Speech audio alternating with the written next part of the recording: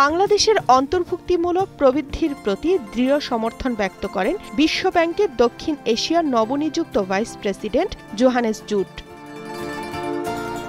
14 July প্রধান উপদেষ্টার বাসভবন যমুনায় অন্তর্বর্তীকালীন সরকারের প্রধান উপদেষ্টা ড.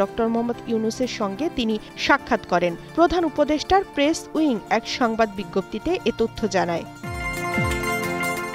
সাক্ষাতে জোহানেস জুট অর্থনৈতিক সংস্কার এজেন্ডার প্রশংসা করেন। অধ্যাপক ইউনূসের নেতৃত্বে অন্তর্বর্তীকালীন সরকারের প্রচেষ্টা, বিশেষ করে আর্থিক ক্ষেত্রে কিছু অত্যন্ত চ্যালেঞ্জিং বিষয় মোকাবেলার জন্য কৃতজ্ঞতা প্রকাশ করেন বাংলাদেশ ও ভুটানের জন্য বিশ্ব ব্যাংকের নতুন বিভাগীয় পরিচালক জিন পেসমে জুট।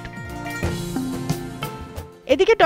মোহাম্মদ ইউনূস বলেন, তারা যখন দায়িত্ব গ্রহণ করেন তখন এটি ছিল একটি বিপর্যয়কর অঞ্চলের মতো, ভূমিকম্পের পরের জায়গার মতো। তরুণরা দেশের কেন্দ্রবিন্দু, তাদের ওপর মনোনিবেশ করা এবং তাদের উচ্চাকাঙ্ক্ষার সঙ্গে মিলিত হওয়া দরকার বলে মনে করেন প্রফেসর ইউনূস। তামান্না তাহসিন খান, কালের কণ্ঠ।